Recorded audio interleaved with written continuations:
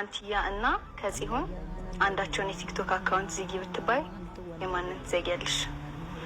የሷን የማን የሰየውን ትያለ alagaan alaguma inni hacaalum jedhe dhugaadha jechuudha. Akam gudi qumara akkatan irratti taphatamaa jiru sila uummata Oromoo irratti sila bartani. Soonaa Taakkala yaa warra boolee jedhe ka sirbe suni sirbisa akka Hacaaluu Foundation in dhiyaanne ugguramee ture. Wanta kana reefin hubadhaa. Soonaa Taakkala akkamitti dorgommii keessan galle? Ji'a 10 keessatti gara miiliyoona 23 ol ilaalamee jira.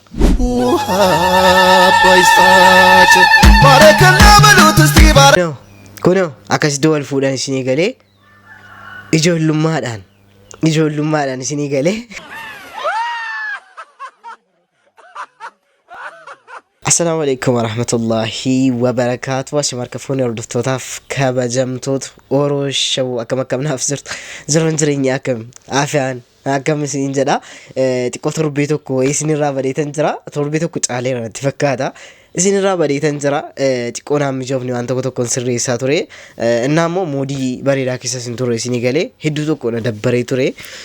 Dhimmoo garaagaraatiin yaa'u erga nama ta'anii egaa waan nu aarsu waan miira ajaa keessa nu galchu hedduu tokko qabna. Jira miti jiruu keessatti waan danuu nama mudata. Qabaattanis dhabdanis baay'eetu nama mudata egaa. Kanaan wal qabatee ijoolleen akkas jedhee yaadne wallaahi namni akkas na jaallata harii kun na barbaada jedheetan hin yaadne. Ijoolleen baay'een keessoodhaan na barreessaa maaliif baddee si yaadaa turre maal taate na gaafataa turtan jechaadha. Hedduu tokko isin galateeffachuun barbaada. Galeellee ijoollee hedduudhaaf deebisitan jira. Nagaadha jedheetan ijoollee hedduudhaaf deebisitan jira. Xiqqoos na dhukkubee ture. Waanuma garaagaraati egaa. Egaa har'a kunoo isinii deebi'eetan jira. Kunoo qaxaleen keessan isinii deebi'ee jira. Ani akkas na yaadduudha. Ani hin ta'u miti. Isin akkas na yaada ani hin ta'u miti. Natti isin murteessinaati.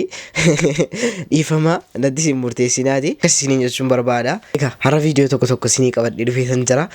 Yoo hedduu danda'een dubbannes xiqqoo sagaleen kunis noormaalii miti na dhukkubaa jira. Akkuma ta'etti immoo ijoolleen baay'een kottuu jettanii na yaaddanii warri kaan hedduu tokko na barbaadaa turtanii. Kanaafan viidiyoo kabraa isinii qabadhee dhufeetan jira. Kunoo akkuma ta'etti jechaadha. Isiniin jaaladha, isiniin kabaja. 50 immoo seenuu fi akkuma inni gadda isiniin jedhagaa gaafa 50 seen giivaawwee nama 3f buna Jimmaa bunni qaalii ta'eera akkuma beektan yeroo kanatti xiqqoo qaalii ta'eera. Kanaan wal qabatee immoo buna Jimmaa Bontu wajjin isiniif ergaa buna nama 3 jechaadha giivaawee goona. Yoo biyya alaa jiraattanis harmee keessanii gift gochuu dandeenya. An shakkinaa kana shakkinaati. Maaliifuu 50 seenuu nama xiqqoo taftee gara nama almost gara nama 500 caalu natti fakkaata. Kanaaf subscribe godhaa warri haaraa taatan carraa kanatti fayyadamaan isiniin jedha. Carraa kana immoo viidiyoo isatti aanu irratti yoo rabbi nu gargaara irratti hin baasee dheetan yaada. Akkasii haasaa isinitti hin dheeressu gara viidiyoo.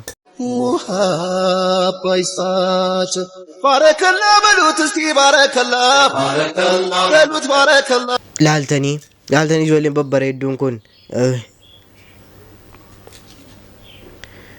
wal fuute isinii galee wal fuute moo waluute jechuun maa bochoo akkuma koo iyyuu xiqqoo si areedan baastu akkuma koo xiqqoo si areeda baaste bareedduudha si galee. Bibbicuu babbareedduudhaan mabruuk jedhame ijoollee kanaam mabruuk jedhaa wallaahi akkasila yeroodhaan akkasii galee.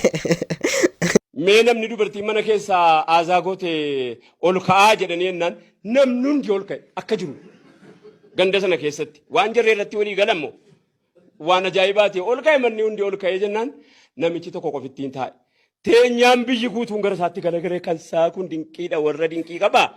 Akkamitti biyya guutuu keessaa hafee jedhaniitti siqanii maali akkuma saaliyaa wayiitii haati manaa keetii maali jedhee muka mooyyeetiin duwidana kuttee nanan ka'uu dadhabee citaa jira malee maal saaliyaa maali kan koo irra caalaadha malee nama naa beeku dhabe malee duwidee koo takka jirutti jiraafan ol ka'uu dadhabee.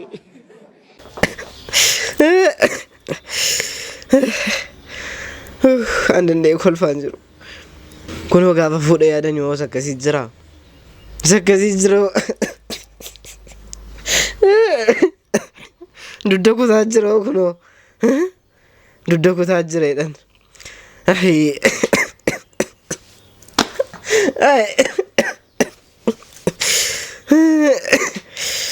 Hadha qofaadhuma golfa malee. Dudda kutaa jira kunoo. Tokko tokko immoo kunoo abbaa manaasiitti kakataatti kunoo dhaggeeffadhaa. Mee dhaggeeffadha waan ajaa'ibaa. Arabu gaafum ati na barbaadde ni kaa kun arabu sitti dimte siifan galana deeffadhu. Siif yoon kan situ jiraata yoon kanatu jiraata. Wallahi billahi yoon sirraa mureela barbaree uraagee itti ija kee itti gadi naqee jechaan sirraa muree yoon si nyaachise nanna'u miti saree. Wallahi laazim ati koo gaafsan teessee nan deenya. Duruutuun sirraa mura jedhuun sirraa deeme ishee. Duruu sirraa muree si nyaachisa tun jedhuun sirraa deeme. Inni ammaa immoo jechaan dhaabbittan sirraa mura. Dhaabbituuti dhaabbattuun sirraa muree si nyaachisa.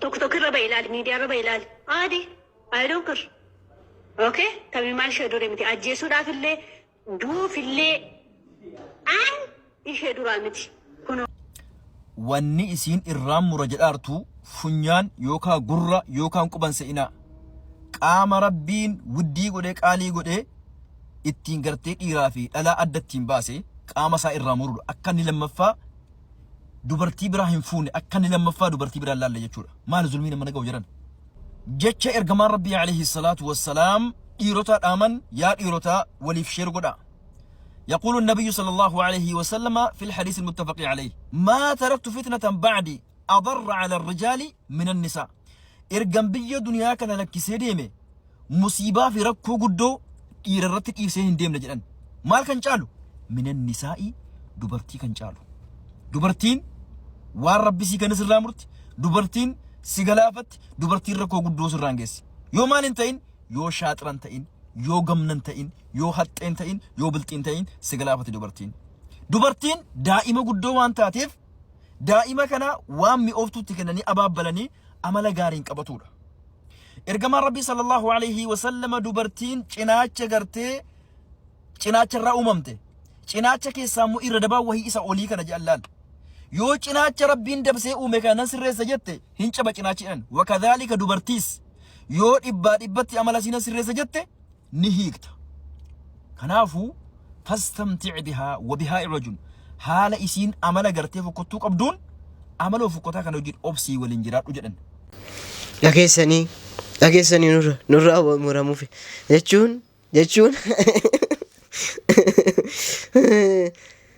raafuu gabaadhaa bitee dhufeennaan muruufinaan jedhi raafuu gabaadhaa muree bitee dhufeennaan muruufinaan jedhi jechuun mataa isaa irraa muruufinaan jedhi yookaan immoo mataa isaa irraa mataa dheereffateennaan irraa muruufennee bira darbina malee kaane buchoo koo maal sitti godhe addii kana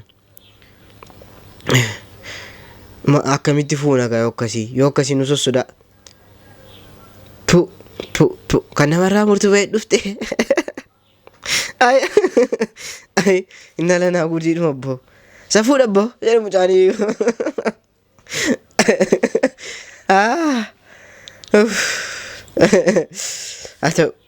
ta'u akkam gudii qumaara akka tanuu irratti taphatamaa jiru sila uummata Oromoo irratti sila bartanii Soonaa Taakkala yaa warra boolee jedhe ka sirbe suni sirbisaa akka Hacaaluu Faawundeeshin hin dhiyaanne ugguramee ture. Ka uggure immoo eenyunni Abbaa Shiraa Leelisaa Idris jedhama. Muuziqaan kun ji'a 10 keessatti miiliyoona 28 ilaalame ilaala. Miiliyoona 23 sorry. Miiliyoona 23 muuziqaan kun kan daawwatame ji'a 3 keessatti miiliyoona Oromoo 23 Oromoo miiliyoona 23 tu muuziqaa kana daawwate warra boolee argitanii garuu badhaasni hafu dorgommiidhaaf uggurame mucaan kun takka mucaan kun muuziqaa bahee fi hin beeku muuziqaa kanatu baatee fi carraa argatee ittiin beekamtii guddaattiin argate cabsanii lafa ka'an beeka maaliif akkas godhee maanni rakkoon koreen illee dhiyeessee gaafatee jennaan sagalee isatu baasee peellisiisaati. Hacaaluu Hundeessaa Faawundeeshin jechuun peellisii Leelisaa Idriis kana beeka. Haga ifaa ifatti gruppiin sun hin diigamnetti jechuudha. Koreen akka haaraatti hin dhaabbannetti haga jirutti peellisiisaati. Ijoollee TikTok irra jirtu ijaaree harkaa qabu. Ijoollee alaa biyya keessaa ijaaree harkaa qabu Leelisaa Idriis. Itti dhufa isa. Amma isa kana muuziqaan kun maaliif hin dorgomne jedhee gaafannaan Leelisaa Idriis siyaasa qabaa jedhan. Siyaasa of keessaa qaba. Okay. Wanti siyaasa qabu Hacaaluu Hundeessaa Faawundeeshin irratti hin dhiyaatu jechuudha. Fudhe. Garuu bara darbee irratti baala gizee jettee na waamte jarri kan jedhee Yoosan Geetahuun bulloon keenya ka sirbeetti hin badhaafamee jira. Suni siyaasa. Asirratti gaa wanti isin hubachuu qabdanumaa inni siyaasni Leelisaa Idriis jaallatuu fi siyaasni Leelisaa Idriis jibbu jira jechuudha. Kan inni jaallatuun badhaafamaa siyaasichi. Waa'ee artistootaa miti laa. Waa'ee artii miti. Siyaasa inni jaallatu sanatu badhaafama. Kan inni jibbe immoo inu gurama. Yoo waan fedhe uummanni miliyoonii 60 yoo fudhate isa biratti haga saaga qubaa haga qeensaa bu'aan qabu jechuudha. Uummata wajjin inni dantaan qabu. Uummanni Oromoo yoo mataadhaan dhaabbate Leelisaa Idriisiif kana miti. Wanta kana garuu yaadattaniittu erga viidiyoo kana argiyan Soonaa Taakkalee baay'ee hedduu tokko jaallatamee ture. Isinis beektu jedhee yaada. Isaa wal qabatee immoo Soonaan Taakkalee akkamitti ani reefi yaadadhaan kana bara dubbiin jabaatteetti Oromoo wal qoqqooduu reefi. Poolitikaan kun garam deemaara dubbiinsaa. Garam deemaara. Soonaa Taakkalee warra Boolee እዴ ጉዲ ደባ ንኩን ይሰፉዳ አንቲያ እና ከጽዮን አንዳቸውን የቲክቶክ አካውንት ዝጊ ብትባይ የማንን ትዘጊያለሽ? የሷን የሰየውን ትገና ከናፊ በራጫሉን አለጋን አለጉም ጀዴ ባር አለጋን አለጉም አምቡ ኦርሙ ማን ከናበር ነው ሞኬ ጀቤፈዱ Namitti hattuu tana wantiyaan parsantii 99 dhibbaan dabarte. Mucayyoon teenna boonsituudha. Eenyumaa oli goobaziin talaate dhugaa rabbii. Jireenya duraanii hamtuu san dabarsitee har'a darajaa kana geette. Nama kee jabeeffadhu. Ambuma jira. Dhugaa rabbii amantaan jijjiirta. Namummaa kee jijjiirtu dhiiga kee jijjiirtu. Kana. Kanaafuu irraa baradhaa gandaa waliin qoodinaa. Egaa oduun immoo amma samoona kan sooshaal miidiyaa irratti achifachi deemaa jiran mucaan isiin Fiyoonaa jedhamtu kun gaafii wayii gaafatamte baay'isoo yaan jaruma gaafii kana gaafatetti kun mucaan kun sabiyyiidhaan mallee ijoollummaa keessaan baane waan baay'ee yaaddi ta'uu danda'a. Kanaaf warruma Abbaay TV warra jedhamanu sanatti badii guddaa qaba. Gaafii akkasii fidanii ijoollee gaafatanii maaliifuu ijoollee keessan jabeeffadhaa Oromoo argitanii xalaat karuu qaymatan maalu unat no egaa viidiyoo irraaf qabdee fi kana fakkaata isin tole isin baarsee isin gammachiisee reedee yaada keessan koomentii jalatti naaf barreessuun dagatina waastaappiidhaan iimoodhaan teelegiraamiidhaan na haasofsiisuu warri barbaadan lakkoofsa kanaan na haasofsiisuu dandeessu kana malee immoo du'aayinaaf kadhadhaa bakka jirtan du'aayinaaf kadhadhaa anis aaminiin jedha du'aayin keessan hin qeebalama yeroo baay'ee argeera hamma viidiyoo kabiraatii walitti deebinutti Oroo Show bye.